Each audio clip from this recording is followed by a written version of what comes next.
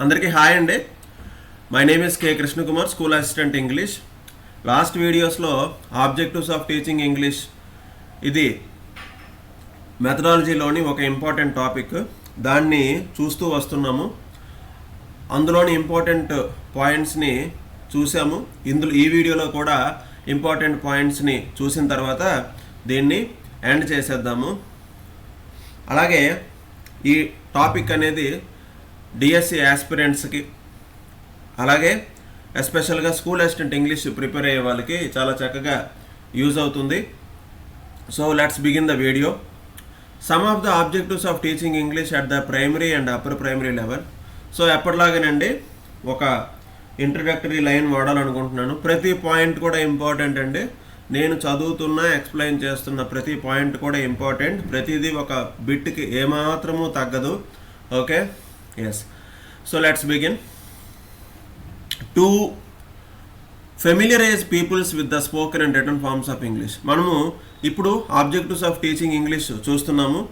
Primary లెవెల్లోని upper primary లెవెల్లోని teaching English యొక్క ఆబ్జెక్టివ్స్ ఏంటి అనేవి ఇక్కడ చూస్తాము. To familiarise peoples with the spoken and written forms of English. So పిల్లవాడు స్పోకెన్ ఫస్ట్ వాడు మాట్లాడే ముందు ఎవరైనా మాట్లాడింది అర్థం చేసుకోవాలి. అలాగే తను రాసే ముందు ఎవరైనా రాసింది పేపర్స్ పైన బుక్స్లోని టెక్స్ట్ బుక్స్లోని ఉన్నది చూసి అర్థం చేసుకోవాలి. అది ఫస్ట్ రావాలి ప్రైమరీగా. ఓకే, అందుకే ఇక్కడ ఏమన్నారు, ఫెమిలియరైజ్ అన్నారు. అది అయిపోయిన తర్వాత ఏంటి, తను మాట్లాడాలి, తను రాయాలి. అలాగే second point, to make learning an enjoyable activity. Learning అనేది పిల్లవాడికి ఒక ఎంజాయబుల్గా ఉండాలి. పిల్లవాడికే కాదు, మనకు కూడా. ఎంత ప్రిపేర్ అవుతున్నాము అంటే లెర్నింగ్ అనేది మనం ఎంజాయ్ చేయకపోతే మనం ప్రిపేర్ అవ్వలేమండి. Okay, next point, to help the learners understand the language spoken by the teacher and the classmates. అలాగే టీచర్ మాట్లాడుతున్నది, తన క్లాస్మేట్స్ మాట్లాడుతున్నటువంటిది లాంగ్వేజ్ పిల్లవాడు అర్థం చేసుకోవాలి. అలాగే to help the learners to speak English words and short sentences with the help of the teacher.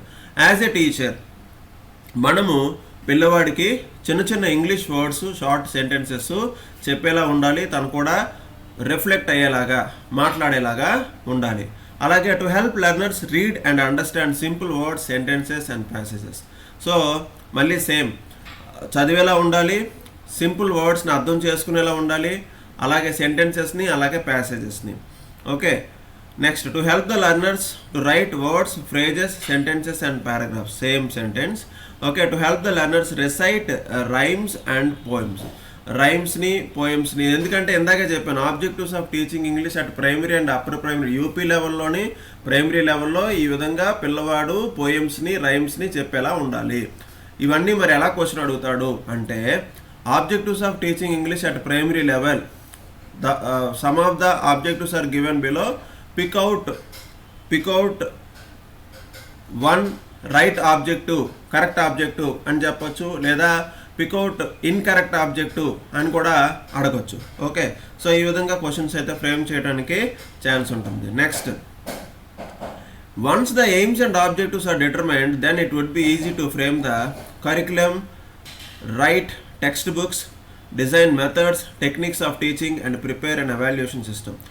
Objectives, aims ఒకసారి decide అయిపోతే మనకి టెక్స్ట్ బుక్స్ రాయటానికి, కరికులం డిసైడ్ చేసుకోవచ్చు, కరికులం డిసైడ్ చేయడానికి, మెథడ్స్ని డిజైన్ చేయొచ్చు, టెక్నిక్స్ ఆఫ్ టీచింగ్ తెలుసుకోవచ్చు, అలాగే ఒక ఎవాల్యుయేషన్ సిస్టమ్ని సెట్ చేసుకోవచ్చు. ఇదంతా ఎందుకంటే, మళ్ళీ రిపీట్ చేసిన, ఎప్పుడైతే మనకి aims and objectives of teaching English తెలుస్తుందో అప్పుడు టెక్స్ట్ బుక్స్ని ప్రిపేర్ చేసుకోవచ్చు, కరికులంని రెడీ చేయొచ్చు, మెథడ్స్ని తెలుసుకోవచ్చు, టెక్నిక్స్ ఆఫ్ టీచింగ్ని తెలుసుకోవచ్చు, ఒక ఎవాల్యుయేషన్ సిస్టమ్ని రెడీ చేసుకోవచ్చు. ఇదనమాట, ఇది ఒక బిట్టే. అలాగే the objectives can be materialised if the text books, materials and the methods of teaching are learner friendly. అలాగే చూడండి, టెక్స్ట్ బుక్స్ కానీ, మెటీరియల్స్ కానీ, మెథడ్స్ ఆఫ్ టీచింగ్ కానీ ఎలా ఉండాలంటే లెర్నర్ ఫ్రెండ్లీగా ఉండాలి. టీచర్ ఫ్రెండ్లీగా కాదు, లెర్నర్ ఫ్రెండ్లీగా ఉండాలి. పిల్లవాడికి సూట్ అయ్యేలాగా, పిల్లవాడు అర్థం చేసుకునేలాగా ఉండాలి. ఉండాలి అంటే text books, materials, methods of teaching. Okay, and chosen with care to suit the age and ability of the learners. అవి ఎలా ఉండాలి? టెక్స్ట్ బుక్స్ కానీ, మెటీరియల్స్ కానీ, మెథడ్స్ ఆఫ్ టీచింగ్ కానీ ఎలా ఉండాలి అంటే పిల్లవాడి ఏజ్కి సూట్ అయ్యేలా ఉండాలి. అలాగే వాడి యొక్క ఎబిలిటీ, సామర్థ్యానికి తగ్గట్టుగా ఉండాలి. Next, input rich communicational environment. చూడండి, ఈ పాయింట్ చాలా important. Input rich communicational environment becomes a pre requisite for language learning. Okay, కొన్ని ఇన్పుట్ రిచ్ కమ్యూనికేషనల్ ఎన్వైరన్మెంట్ అంటే ముఖ్యంగా in the area of English learning అనేటటువంటి ఏరియాలోని పిల్లవాడికి ఒక కమ్యూనికేషనల్ ఎన్వైరన్మెంట్, ఒక మంచి సంభాషణలతో కూడినటువంటి వాతావరణము, ఇంగ్లీష్ నేర్చుకోవడానికి ఉపయోగపడేటటువంటి అవకాశము మనము క్రియేట్ చేయాలి. అది ఎలా క్రియేట్ చేయాలి? ఏంటి ఇన్పుట్స్ అంటే ఇక్కడ ఇచ్చా చూడండి. Text books, class libraries, news papers, magazines, language games, media, story books, cassettes. ఇప్పుడు ప్రజెంట్ స్కూల్లో ఐఎఫ్పీలు వచ్చాయండి. ఈ ఐఎఫ్పి ఫుల్ ఫామ్ కూడా మీకు తెలియాలి. Interactive flat panel. ఈ ఇంటరాక్టివ్ ఫ్లాట్ ప్యానెల్ని యూజ్ చేసి దీన్ని బోర్డుగా యూజ్ చేసుకోవచ్చు. ఇది ఒక డిజిటల్ బోర్డు. దీన్ని కనెక్ట్ చేసి మనం యూట్యూబ్లో వీడియోస్ చూపించవచ్చు, అలాగే పీడిఎఫ్లు ఓపెన్ చేయొచ్చు, అలాగే ఆన్ స్క్రీన్ పైన పిక్చర్స్ని ఓపెన్ చేసి మనం చెప్పొచ్చు సైన్స్ వాళ్ళకైతే. అలాగే ఇంగ్లీష్కి సంబంధించి అయితే రకరకాల యాక్టివిటీస్ని చేయించవచ్చు, లాంగ్వేజ్ గేమ్స్ని చేయించవచ్చు, ఈ విధంగా ఎక్సర్సైజెస్ని చేయించవచ్చు, వర్క్షీట్స్ని చేయించవచ్చు. ఇవన్నీ కూడా ఏమవుతాయి అంటే ఇన్పుట్ రిచ్ కమ్యూనికేషన్ ఎన్వైరన్మెంట్ అవుతుందండి. If all these are included in the regular classroom activity, it can promote the child's engagement with English language and its performance. ఇవన్నీ కూడా మనం ఇంప్లిమెంటేషన్ చేసినట్టయితే చైల్డ్ తాలూకా ఎంగేజ్మెంట్ విత్ ఇంగ్లీష్ లాంగ్వేజ్కి తను బాగా expose అవుతాడు, అతని యొక్క పెర్ఫార్మెన్స్ కూడా పెరుగుతుంది. అలాగే listening and speaking skills should be strengthened first before the child gets ample practice and regarding okay and writing skills. అంటే listening skills, speaking skills develop అవ్వాలి. First listening skill, speaking skill first మనము strengthen చేయాలి. ఎప్పుడు అంటే first before the child gets ample practice in reading and writing skills. Okay, అంటే reading and writing skills ముందే మనము పిల్లాడికి లిసనింగ్ అండ్ స్పీకింగ్ స్కిల్స్ని స్ట్రెంథన్ చేయాలంట. ఓకే, దట్ ఈస్ ఇక్కడ రికార్డింగ్ అని పడింది, అది రీడింగ్ అనమాట. నెక్స్ట్ అయితే certain mile stones in school education and teacher education with special reference to English education. ఇప్పుడు స్కూల్ ఎడ్యుకేషన్ సెట్ అయిన తర్వాత ఎలాంటి మైల్ స్టోన్స్ ఇంతవరకు మనము సాధించాము, రీచ్ అయ్యాము అనేది చూస్తాం. ఫస్ట్ ఎన్సీఆర్టీ మనం పెట్టుకున్నామండి, national council of education research and training. A premier institute in the field of school education was established in 1961 by the government of India. సింపుల్గా ఎన్సీఆర్టీని 1961లో గవర్నమెంట్ ఆఫ్ ఇండియా ఎస్టాబ్లిష్ చేసింది. దీని యొక్క మెయిన్ పని ఏంటి, ప్రిన్సిపల్ ఫంక్షన్ ఏంటి అంటే assist the central and state governments in the implementation of policies on education. Education మీద వచ్చిన పాలసీస్ని ఇంప్లిమెంట్ చేయడానికి ఎన్సీఆర్టీ స్టేట్ గవర్నమెంట్కి, సెంట్రల్ గవర్నమెంట్కి హెల్ప్ చేస్తుంది. అలాగే ఎందుకు ఇంకోటి కూడా చేస్తుంది ఏంటంటే to ensure quality in education and teacher preparation. టీచర్స్కి క్వాలిటీ ట్రైనింగ్ ఇవ్వడంలోని, ఎఫెక్టివ్ టీచింగ్ నేర్పించడంలోని ఎన్సీఆర్టీ చాలా ఉపయోగపడుతుంది. అలాగే the NCERT has developed curriculum frameworks for school education. NCERT ఇంకా ఏం చేస్తుందంటే curriculum frameworks for school education in 1988, 2000 and 2005. School ఎడ్యుకేషన్లోని కరికులం ఫ్రేమ్వర్క్స్ని కూడా చేసింది. ఎప్పుడు అంటే 1988, 2000, 2005. అది first national curriculum framework 2000. National curriculum framework 2000 ఏం చేసిందంటే ఇంగ్లీష్ని క్లాస్ 3rd నుంచి ఇంట్రడ్యూస్ చేసింది. Okay, many states including Andhra Pradesh introduced English as one of the subjects from class 3. ఇక్కడ మనం అర్థం చేసుకోవాల్సింది ఒకటి ఉంది, దీని మీద బిట్ కూడా అడగడానికి ఛాన్స్ ఉంది. ఎందుకంటే మనకి ప్రీవియస్ గవర్నమెంట్ ఉన్నప్పుడు ఇంగ్లీష్ మీడియంని డైరెక్ట్గా ఇంట్రడ్యూస్ చేసి తెలుగు మీడియంని తీసేద్దాం అనేటటువంటి ఆలోచన జరిగింది. అది ఎప్పుడు జరిగిందంటే సెప్టెంబర్ 2019. రాసుకోండి, సెప్టెంబర్ 2019. మీకు ఆల్రెడీ తెలిస్తే నో ప్రాబ్లం.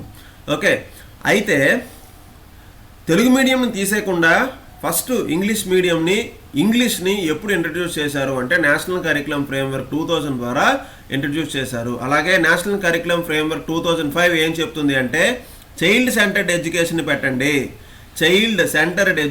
పెట్టండి అని చెప్తుంది.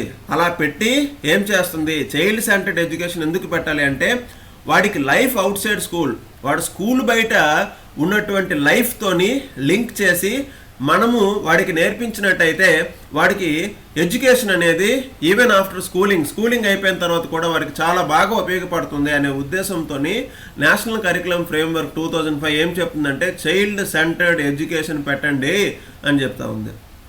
అలాగే చాప్టర్ 3 ఎన్సిఎఫ్ఎస్ఈ అంటే ఇక్కడ ఆల్రెడీ ఇచ్చారు కదా, curriculum, national curriculum framework for school education. National curriculum framework for school education, కొన్నిసార్లు అబ్రివేషన్లు కూడా అడిగేస్తారండి. ఓకే, ఇది చాప్టర్ 3. ఇందులో ఉన్న చాప్టర్ 3 ఏం చెప్తుందంటే with language education in general, language అనేది చెప్పాలి, ఇంగ్లీష్ మాత్రం పర్టికులర్గా చెప్పాలి అని చెప్తుంది. ఓకే, అలాగే ఎన్సిటిఈ అని మనం పెట్టుకున్నాం. ఎన్సిటిఈ అంటే national council for teacher education. దీన్ని 1995లో పెట్టారు. దేని అండర్లో పెట్టారంటే national council for teacher education act 1993. కొన్నిసార్లు ఇయర్స్ మార్చి ఇచ్చేస్తాడు, ఇయర్స్ కూడా మనకు చాలా ఇంపార్టెంట్. ఎలా బిట్ అడుగుతాడు అంటే ఇక్కడ national council for teacher education అనేది ఏ యాక్ట్ కింద పెట్టారు. National council for teacher education act 1993, 1975 ఇలా అడుగుతారు. The main objective of the NCTE is to achieve planned and coordinated development of the teacher education system. Teacher education సిస్టంలోని ఒక planned and coordinated development, teacher education సిస్టంలో ఒక coordinated development అనేది తీసుకొని రావాలి. ఓకేనా అనేసి ఈ ఎన్సిటిఈని పెట్టడం జరిగింది. ఓకేనా, నెక్స్ట్ అలాగే the government of Andhra Pradesh introduced English medium in government run schools from class 6 onwards as per GOMS number 76/10/6/2008. English was introduced as the medium of instruction with CBSE syllabus from class 6 in the academic year 2008-09 in about 6,500 schools. This move is a part of the World Bank aided project. Okay, ఇదంతా కూడా మన success schools వచ్చాయి కదండి, model schools అంటుంటాము.